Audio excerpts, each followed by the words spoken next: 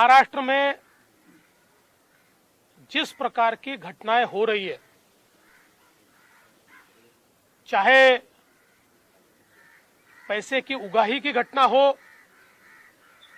या ट्रांसफर्स का रैकेट हो, ये सारी घटनाएं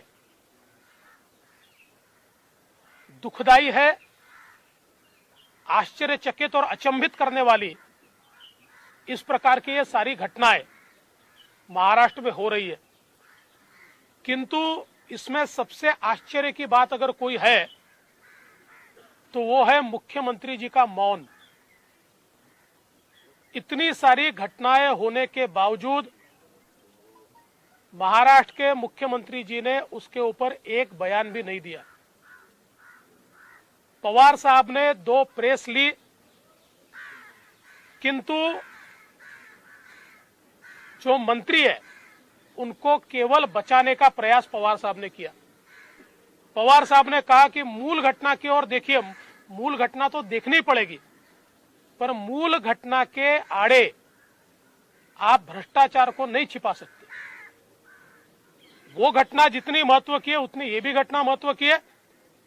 आइए हम जरूर मानते हैं कि जो मूल घटना है उसका तो पर्दाफाश होना ही चाहिए, और उसके साथ साथ उसको आड़ में लेकर आप ये जो हफ्ता वसूली की घटना है, ट्रांसफर्स का रैकेट है, इसको आप रोक नहीं सकते।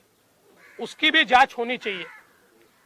और इस सरकार में कहीं पर भी नैतिकता नहीं दिखाई पड़ती, क्योंकि इतना बड़ा रैकेट बाहर आने के बाद जिन्होंने बाहर लाया उन पर तो कार्रवाई की गई, लेकिन जिन्होंने रैकेट किया उनके ऊपर कोई कार्रवाई नहीं है, और कार्रवाई की बात भी नहीं है।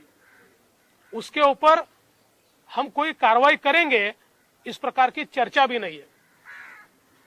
और इस महावसूली सरकार में कांग्रेस पार्टी का क्या अस्तित्व है हमको तो समझ में नहीं आता, पर यह ध्यान में आता है कि शायद ये जो हफ्ता वसूली हो रही है इसमें बड़ा हिस्सा उनको भी शायद मिल रहा होगा, इसलिए वो मौन है, वो कुछ कह नहीं रही है। और इसलिए हम उनको भी पूछना चाहते हैं कि भाई आप भी बता दीजिए कि आपकी जितनी सत्ता में हिस्सेदारी क्या उतनी हफ्ते में हिस्सेदारी है। कुल मिलाकर इस सरकार ने पूरी तरीके से नैतिकता को छोड़ दिया है, लोकतंत्र को छोड़ दिया है, और मनमानी हम सरकार चलाएंगे, हफ्ता भी वसूल करेंगे, ट्रांसफर का रैकेट भी करेंगे, और ये सारी चीजें होते हुए कोरोना की ओर तो इस सरकार का ध्यान ही नहीं है। जिस प्रकार से कोरोना की केसेस महाराष्ट्र में बढ़ रही है, देश का एपिसेंटर कोरोना बना है, और मैं समझ नहीं पाता कि महाराष्ट्र में इतना कोरोना क्यों बढ़ रहा है। सरकार इस पे क्या करती है? क्या सरकार ने इस पर उपाय किया है? मुझे लगता है ये भाषण देने की बात नहीं है, एक्ट करने की बात है। और इसलिए राज्यपाल जी को हमने ये कहा है, हमारे सुधीर भाऊ मुनगंटीवार जी ने 100 घटनाएं राज्यपाल जी के ध्यान में लाकर दी है कि जिसमें सरकार ने संवैधानिक जिम्मेवारी का पालन नहीं किया है।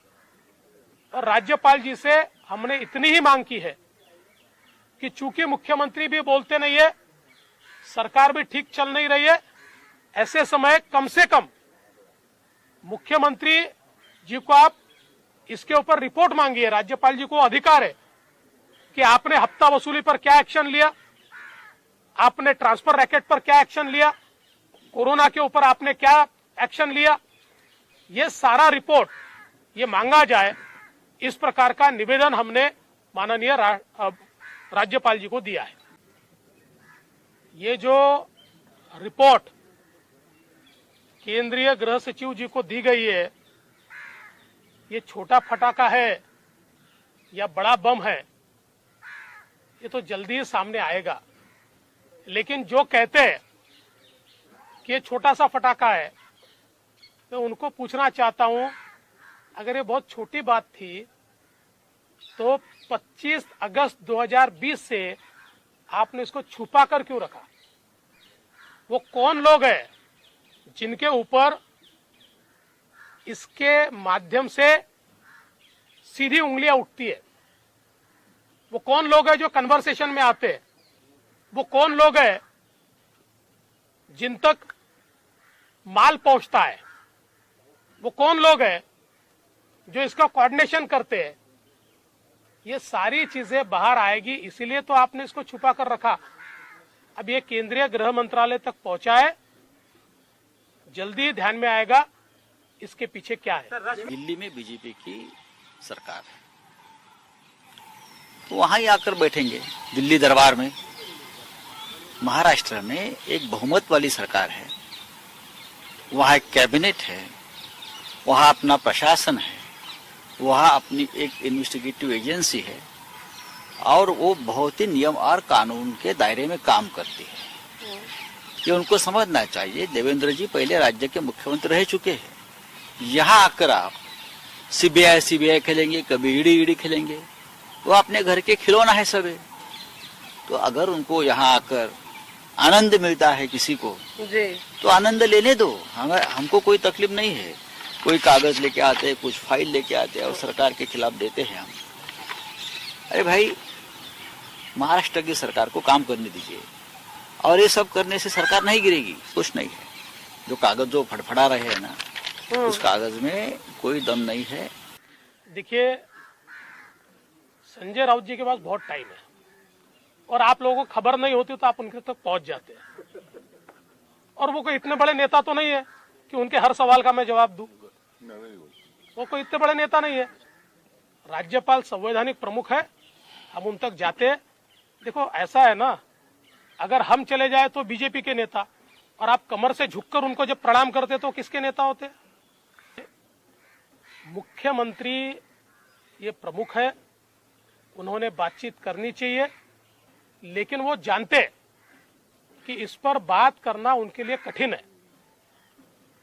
और अगर इस पर वो बात करेंगे तो कहीं ना कहीं जांच करनी पड़ेगी, जांच के आदेश देने पड़ेंगे, जो वो देना नहीं चाहते। अपनी सरकार को बचाने के लिए, हफ्ताखोरी को बचाने के लिए ये सारा मामला चल रहा है। और इसलिए मुझे लगता है कि संजय राउत तो कोई अधिकृत व्यक्ति नहीं है, उनकी बात को सरकार की बात तो नहीं माना जा सकता। वो कोई सरकारी थोड़ी है, और इसलिए सरकार की ओर से कौन बोल रहा है, क्यों नहीं बोल रहा है? अगर गृह सचिव उसके ऊपर कोई विशेष अध्ययन अभ्यास करना चाहते हैं तो कर सकते हैं, हमको कोई तकलीफ नहीं। महाराष्ट्र में हमारी सरकार है, हमारे पास बहुमत है, तो बहुमत वाली सरकार बार बार दिल्ली में आकर आप नहीं गिराने का कोशिश नहीं कर सकते।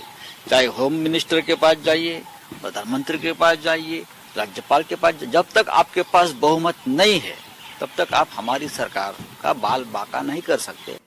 कोई अधिकारी अगर सच कहे तो बीजेपी का एजेंट, और हफ्ता वसूल करके दे तो क्या शिवसेना का एजेंट? छोड़ दिए, कौन है भाई वो? कोई इतने बड़े आदमी थोड़ी है। काँग्रेसची काल बैठक झाली। अरे भैया, चोर मौसेरे भाई हे सगळे एकत्रित आहेत। हे फक्त बातम्या सोडतात की काँग्रेसच्या बैठकीत चिंता जाहीर केली। सगळ्या हप्ता वसुलीत सगळे सोबत आहे। जैसे देखिए, मेन घटना क्या हुई है, मुकेश अंबानी जी के घर के बाहर बॉम्ब रखने की या जिलेटिन रखने की जो साजिश हो गई, और उसके बाद में मनसुख हिरेन की हत्या हो गई। ये दोनों जो चीजें हो रही है, वो दोनों चीजें होने, उसके ऊपर कंसंट्रेशन होना चाहिए।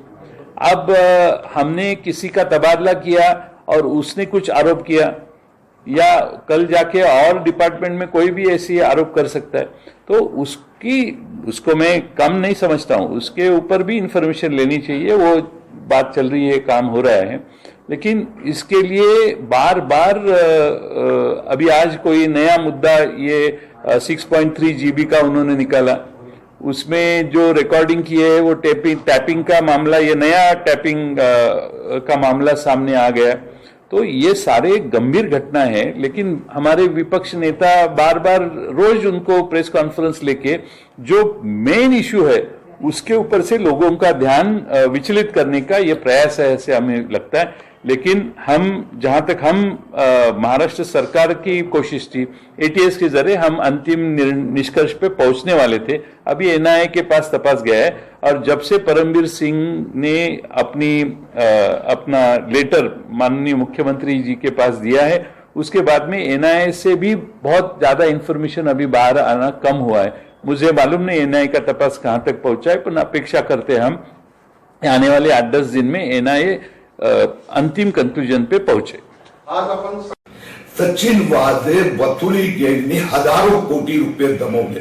हा पैसा कुठून आला, कुठे गेला, त्याचा तपास NIA, ED, reserve bank, register of company, income tax अशा विभिन्न खात्यांनी केला पाहिजे असं पत्र आग्रह मी केला आहे।